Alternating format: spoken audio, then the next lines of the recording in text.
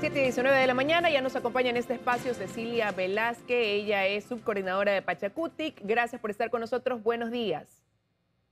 Buenos días, Liz, siempre a las órdenes. Bueno, Cecilia, cumplimos ya el quinto día de estas movilizaciones en el país, pero la noche de ayer dos anuncios, el presidente de la República diciendo que están abiertos a conversar, resaltando que hay mediadores que se han ofrecido para dar paso o encaminar este diálogo, pero también señalando que se hará uso progresivo de la fuerza en las situaciones en que ya esto no se enmarque en una protesta pacífica. Y por otro lado, la respuesta de la CONAIE y otras organizaciones es que no irán al diálogo si es que no es público y con acuerdos ya en firme, pero también diciendo que armarán en 48 horas una logística para ir a Quito. ¿Cómo interpretar ese anuncio de la CONAIE, Cecilia? Bueno, primero hay que partir que el Ecuador se encuentra en una crisis política y una crisis social que han sido provocados no solamente ahora y que tiene un arrastre. Y frente a eso, las demandas de los pueblos y las nacionalidades y de los diferentes sectores sociales organizados de este país no ha tenido respuesta. En el caso último de la CONAIE, que presentó sus puntos, tampoco han sido respondidas en ninguno de ellos. Ahora son 10 puntos que se está planteando y estamos convencidos que los 10 puntos habrán 4, 5, 6 puntos que realmente están en manos del gobierno y que tiene la posibilidad de responder o tuvo la posibilidad de responder. Sin embargo, el movimiento indígena siempre aperturados al diálogo, porque el diálogo es para todo. En las peores guerras, el diálogo ha sido el paso para poder llegar a la paz. En ese sentido, miren, si el gobierno dice que están con las puertas abiertas y que llama al diálogo, pero por el otro lado dice que se va a utilizar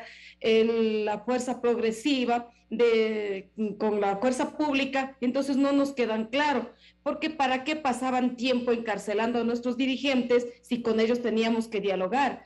Está perfecto de que por medio hayan mediadores como la Iglesia, Naciones Unidas, o la cooperación internacional, lo que venga está perfecto, pero ¿cuáles son los puntos de los 10 puntos que el gobierno tiene respuesta a este momento? Y con eso se sienta a la mesa del diálogo con respuestas concretas, y a eso el movimiento indígena al menos está abierto. Pero ¿y cómo se debe interpretar esa advertencia de en 48 horas se armará una logística y acudiremos a la capital? ¿Cuál es el escenario que entonces ya se prevé comience a mostrarse en el país a partir de estas 48 horas? Como había dicho en el resto de medios de comunicación y ahora lo ratifico, en este momento está en manos del gobierno. Creo que ha dejado pasar muchísimo tiempo y eso no es bueno para el país. Hoy necesitamos estar en paz, sí señor, pero las respuestas concretas también es necesario para que el movimiento indígena, nuestros compañeros dirigentes puedan sentarse en la mesa del diálogo, pero a recibir esas respuestas de esas demandas. Está en manos del gobierno definitiva el de que se permita o no que en 48 horas se pueda armar la logística y todo para llegar a la ciudad de Quito, pero va a depender todo de la respuesta que tenga el gobierno nacional. Pero ¿qué respuesta necesitan? Buenos días, Cecilia. ¿Qué respuesta más necesitan del gobierno? Si el gobierno dice, vengan, sentémonos y conversemos, ¿necesitan fecha, lugar, hora, tarjeta de invitación? Porque usted dice, necesitamos estar en paz. Claro, depongan la medida, siéntense con el gobierno. ¿De qué depende? A ver, Milton, no necesitamos las pases de cortesía de nadie. Este Estado es plurinacional, este Estado es democrático y tenemos que conversar. Y además al gobierno central, su obligación es escuchar a toda la ciudadanía. Estamos diciendo que haya las respuestas. ¿Cuál es la respuesta a los 10 puntos? Como por ejemplo, el libre acceso a las universidades. ¿Existe o no una respuesta positiva de parte del gobierno? Y que no es una demanda desde el movimiento y solo para el movimiento indígena, es una demanda de país. ¿Existe o no la respuesta a la moratoria de los créditos que por pandemia no se puede pagar? ¿Existe o no esa respuesta? ¿Existe o no la respuesta al tema de la inversión en el sector agropecuario? Pero todo eso no es mejor sentarse en la mesa y con gusto van a sentar a conversar. Claro, pero ¿no será mejor que esas respuestas las busquen en la mesa? Es decir, usted, lo estoy entendiendo, Cecilia, perdóneme, o estoy entendiendo mal. Primero el gobierno responde a los 10 puntos y luego se sientan ustedes a negociar. ¿Así es? Los puntos no fueron presentados a última hora. Todas las peticiones han sido presentadas hace más de 10 meses. y además ya se sentó la CONAIE a conversar por 2 ocasiones. ¿Y cuáles han sido las respuestas frente a esas 2 conversaciones? O nuevamente está llamando al diálogo para conformar mesas técnicas o mesas de diálogo y nos olvidamos de dar las respuestas. Hay que ser también concretos, hay que ser pragmáticos y para poder evitar también el caos en el país, y que no solamente a las calles ha salido el movimiento indígena, ojo, porque el movimiento indígena está ubicado en los sitios estratégicos, pero ya en las ciudades ustedes están viendo, no nos van a endosar todo este tema al movimiento indígena. Cecilia, necesitamos realmente que el gobierno también ponga su actitud y hay esta voluntad política de dar las respuestas necesarias. Cecilia, pero usted dice no nos van a endosar esa violencia que se vive en las ciudades, como lo que pasa, por ejemplo, en Quito. Ustedes dicen eso ya responde a grupos infiltrados, pero ahora dicen vamos a ir en 48 horas a sumarnos a esa lucha que se ha iniciado en la capital. ¿No se contrapone ese discurso entonces? No sé quién ha dicho que están armando en 48 horas y que vamos a ir a sumar a lo que está en Quito. Simplemente en las grandes ciudades lo que vemos es la desesperación de la gente frente a la carestía de la vida. Pero el señor Issa, cuando dejó la unidad de flagrancia en Quito, se dirigió a Cotopaxi, esa noche dijo que estaban analizando 2 probabilidades: mantener esa protesta en territorio o sumarse a la lucha que estaba en la capital. Y la noche de ayer ha dicho que en 48 horas armarán una logística para ir a Quito. Pero necesitamos sentar a conversar. El gobierno está llamando, dice que están las puertas abiertas, dicen que existen estos mecanismos de mediación de la iglesia. Pero se puede conversar, Unidas. Se puede conversar cuando haya condicionamiento. Pero Cecilia, se puede conversar cuando hay un condicionamiento. ¿Cuándo conversamos o hacemos vía telemática? Pero un diálogo con condicionamientos, porque también lo que se ha dicho es solamente vamos a dialogar si es que ya hay una respuesta a esos acuerdos, y la respuesta es dar paso a ese pliego de los 10 puntos que está solicitando la CONAIE.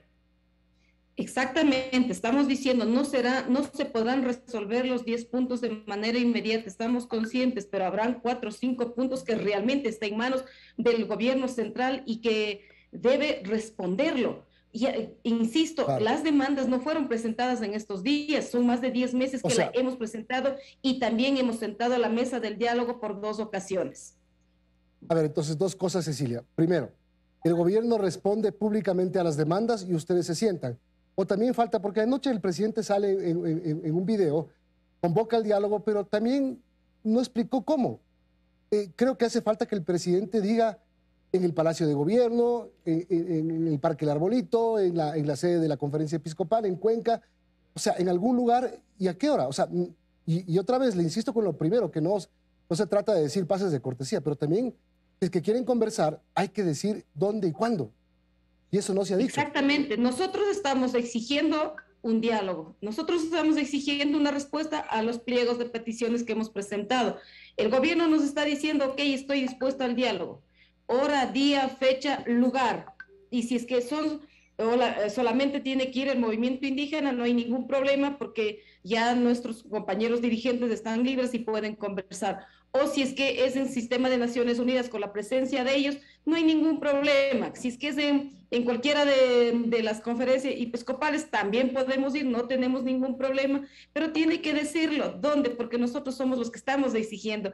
Y el que nos va a recibir, diga, ok, listo, este es el espacio, esta es la hora, esta es la fecha que nos vamos a reunir. Ustedes pueden venir con 5, 10, 20, 100 delegaciones. Pues se tiene que decir cuando hay voluntad. Y usted lo ha dicho perfectamente, Milton, cuando hay una voluntad política de parte y parte, y además que es necesario tenerla por el bienestar del país, dispuestos al menos el movimiento indígena, nuestros compañeros dirigentes ayer nos han consultado, nosotros como bases también hemos dado nuestras opiniones, y evidentemente necesitamos y exigimos esas respuestas a este pliego de peticiones.